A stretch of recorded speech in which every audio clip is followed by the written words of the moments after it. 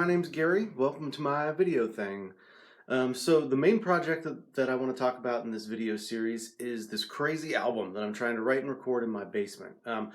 But I had another story idea recently that I wanted to talk a little bit about because I wanted to share my creative process with you. I wanted to give you a little bit of a glimpse um, into how the answers that I gave you just recently to the question, what the heck is art, is something that I really do struggle with. It's not just something that I made up, it's something that I actually do struggle with in my creative process. And I really do believe that it helps to make each piece of art that I work on the best that it can be. So this new story idea that I'm working on, it has to do with the quarantine that we're all experiencing. Right now, we're hopefully getting close to the end of it. Our state has moved into the green phase, which means that some businesses are reopening at a limited capacity and things like that. The stay-at-home order has been lifted and we're allowed to go out of our houses.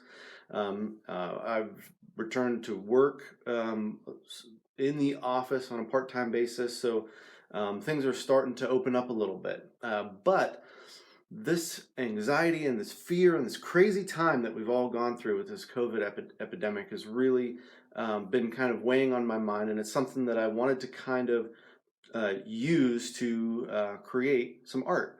And I actually have been thinking about all of the anxiety and the fear and the angst that has gone along with this isolation, but also this fear of this potential virus that could damage our lives or the lives of those we love. So I wanted to write a story, and for a while I've been thinking about writing it from the perspective of a teenager, because I was thinking about how teenagers, they're off from school, they're isolated from their friends, they've got nothing to do, they're stuck in the house, they are legally not allowed to leave their house, they are legally stuck in the house with their parents and isolated from their friends. It is like a teenager's worst nightmare. Okay, and so in a nutshell, here's my story idea. So I was driving with my son, taking him to my parents' house, and on the way there, this was about a month ago, so we were in the thick of the fear and in the thick of the quarantine. I drove by a local park that I used to go to when I was a kid, and there was a pickup basketball game going on with about 10 or 12 teenagers. And I drove by, didn't think too much of it, except for the fact that we were in the middle of this quarantine and I was a little worried about their safety and the safety of their families, but I didn't really think too much about it. On the way back, I saw it again, and they were still playing the basketball game, and it reminded me of two things that I had just recently learned about. I had just recently learned about these two things from Dr. Peter Rollins on his podcast, The Fundamentalists. The first one is Soren Kierkegaard's idea of the dizziness of freedom, and the second one is René Girard's idea of memetic theory or memetic desire. Kierkegaard's idea of the dizziness of freedom. So what this means is that we as humans, every single moment, has infinite potential. We could literally do anything that we want to do in this moment. Like right now, I could go in my garage, I could get a sledgehammer, and I could knock down this wall if I wanted to. I could run outside and I could start running a marathon. I could get in my car and I could drive to Green Bay, Wisconsin. I could go down the street and pick a fight with somebody and punch a stranger in the face. Or I could go down the street and I could kiss a stranger in the face. I could do whatever I want to do. And that infinity of this moment, those infinite impossibilities of this moment creates a dizziness of freedom. Because Kierkegaard says that because of this freedom that we all have, this infinite freedom, we have no idea what we really desire, what we really want to do with this moment. We have no idea. We are lost. The freedom, the infinite freedom of this moment right now creates a kind of dizziness that makes it so we don't even know what we want, and it makes us realize that we don't know ourselves, that there is an inherent lack in the center of who we are. It says that that anxiety that is caused by this dizziness of freedom is the spark of what makes us human. So then how on earth do we navigate through this life if we have no idea what we want and we're dizzy with this freedom and it's causing this anxiety for us?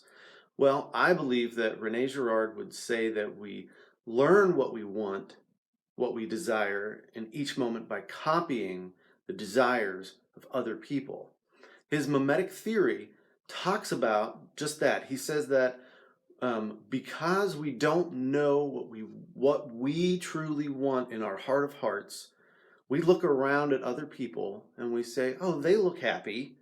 That person looks like they know what they want. I'm going to do what that person is doing. I am going to desire what that person desires. And we just literally copy other people's desires. So that's how we learn what we want. And when you think about it, think about sports fans. I think they're the best example of this, right? So if you grow up in Pittsburgh, you're a Steelers fan. If you grow up in Dallas, you're a Cowboys fan. You learn to desire what you want by looking and learning from other people, from your parents, from your teachers, from people in your community, from your extended family, from the people that influence you, from the people that you spend time with. This is who you learn from, and you learn what to desire from them. Now, this is an interesting thing because the next step in Girard's Memetic Theory is called Magmatic Rivalry, because we've got all of these young people growing up in a community and they're all learning the same values. They're all learning to desire the same things. They all want a good job. They all want to impress the beautiful girl. They all want the same things. And what that does is that we are all desiring limited resources. And so we all want the same things. We're all trained to want the same things, but there's only a limited number of those things. There's only that one perfect job. There's only one most beautiful girl in the school. And so we're all learning to desire the same things, which creates this memetic rivalry. And this memetic rivalry is so intense that it can actually destabilize a community. So there's a third stage to Girard's memetic theory, and that is the scapegoat mechanism. So because this memetic rivalry is destabilizing the community to the point where it could potentially cause ruin of the community, Girard says that the way that we fix this as humans is we find a scapegoat. We pick one person who doesn't fit, who doesn't really want the same things that everybody else wants, who doesn't learn the things the same way that we learned, who doesn't quite fit. Maybe that nerdy kid over there in the corner. And we pick out that scapegoat. And back in the old days, they actually killed the scapegoat to stabilize the community, because what happened was the community bonded over their hatred of the scapegoat. Everything was blamed on that scapegoat. That one person who didn't fit, they were the villain, they were the problem, they were the enemy.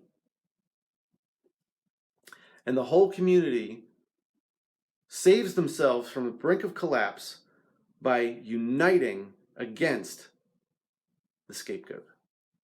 Now, in today's world, we obviously don't murder the scapegoat anymore. We've moved on. We've moved past that. We've moved to subtler things. We tear them down. If you look on social media, you're bullying and tearing people down and verbal abuse.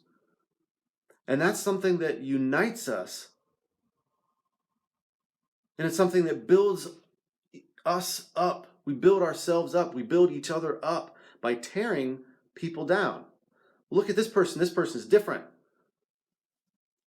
That's the scapegoat mechanism at work in today's world, in today's society. It is alive and well. And I saw these two things on the playground during this pickup basketball game that had about 10 or 12 teenagers. I'm thinking about them. They're in the middle of this quarantine.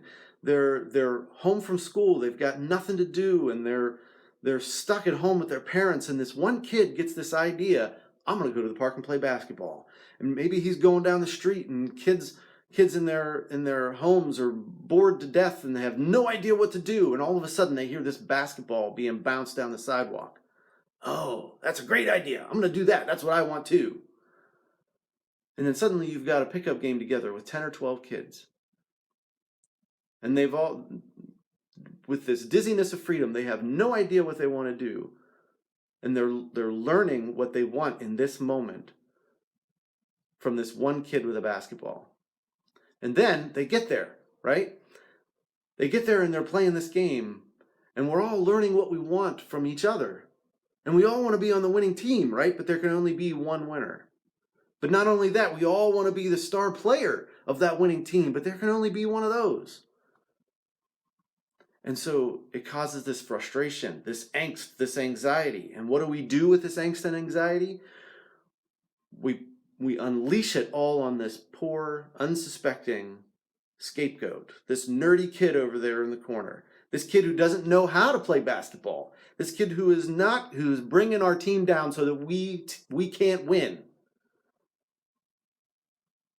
We turn all of our angst and anxiety and fears onto that one poor kid.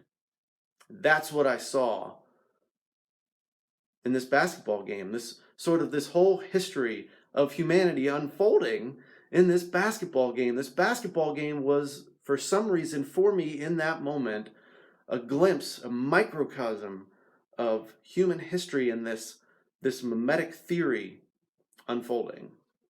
Okay, so the last thing that I want to say about that is that it's tragic. Girard's theory of the scapegoat is a tragic story, but it is the tragedy of the cross.